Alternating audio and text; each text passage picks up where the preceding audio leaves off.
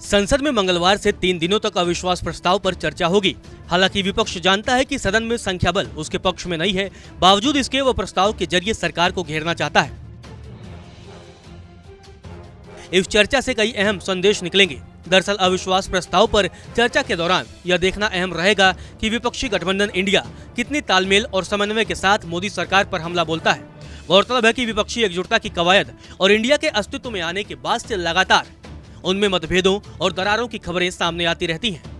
ये खबरें शरद पवार को लेकर हो या फिर नीतीश कुमार और ममता बनर्जी को लेकर, अथवा कांग्रेस और आप के बीच आपसी रस्साकसी से जुड़ी, इन सब के जरिए यह दिखाने की कोशिश की जाती है कि इंडिया बन तो गया लेकिन एकता की कमी है। ऐसे में अगर प्रस्ताव पर सदन में तमाम विपक्षी दल एकजुट होकर एक सुर में सरकार को घेरते हैं और मणिपुर पर दबाव बनाने की कोशिश करते हैं तो यह कहीं न कहीं विपक्षी दलों की मजबूत एकजुटता की तस्वीर होगी। चूंकि विपक्ष मणिपुर पर अविश्वास प्रस्ताव लेकर आया है तो जाहिर है कि उसका फोकस मणिपुर पर ही रहेगा। दरअसल बीजेपी और पीएम मोदी हर चुनाव में डबल इंजन सरकार की बात करते हैं। ऐसे में मणिपुर की घटना डबल इंजन सरकार के लिए एक कमजोर कड़ी की तरह है, जिसे विपक्ष उसी रूप में उठाने की कोशिश करेगा। इसके अलावा विपक्ष हाल ही में हरियाणा में हुई हिंसा, महंगाई, मणिपुर पर सरकार को जुडिशरी से झटका, लोकतांत्रिक संस्थाओं पर तथाकथित हमले का आरोप, एजेंसियों का कथित राजनीतिक इस्तेमाल और 9 साल के कामकाज पर भी घेरने की कोशिश करेगा। हालांकि इसमें खतरा है कि अगर विपक्ष मणिपुर की बजाय दूसरे मुद्दों पर ज्यादा जोर देता है तो यह कहीं न कहीं पीएम मोदी के लिए सुविधाजनक साबित होगा। तब प्रधानमंत्री मणिपुर की बजाय तमाम चीजों पर विस्तार से जवाब देंगे।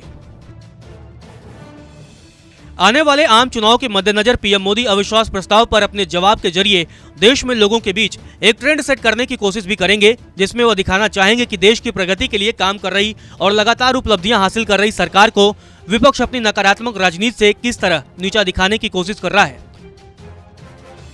अपने हालिया मन की बात में उन्होंने इसका जिक्र भी किया था। इसके अलावा विपक्ष द्वारा कानून व्यवस्था का मुद्दा उठाए जाने पर पीएम मोदी की कोशिश रहेगी कि वह ज्यादा से ज्यादा गैर बीजेपी शासित राज्यों की कानून व्यवस्था की कमियों और वहां की सरकारों के कामकाज के तरीके पर हमला बोलेंगे।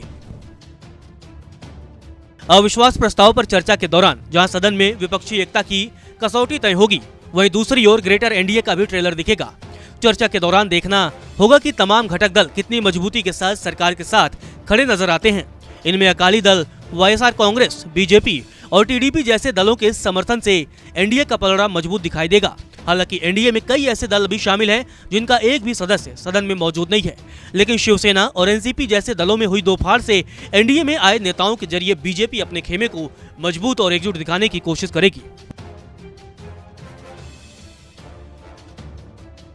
मणिपुर पर अविश्वास प्रस्ताव के जरिए लोकसभा में विपक्ष और सरकार की जोर आजमाइश में कहीं न कहीं 2024 के लिए संकेत भी निकलते नजर आएंगे। माना जा रहा है कि जिस तरह 2018 में अपने खिलाफ अविश्वास प्रस्ताव के समय पीएम मोदी ने 2023 में अपनी सरकार के खिलाफ अविश्वास प्रस्ताव की भविष्यवाणी की थी, वैसे ही इस बार वह कोई दांव खेलकर देश को फिर से अपनी सरकार की वापसी का संदेश देने की कोशिश करेंगे। वह बताने की कोशिश करेंगे कि किस तरह समूचा विपक्ष मिलकर उन्हें घेर रहा है और वह अकेले ही इन सब से मोर्चा ले रहे हैं।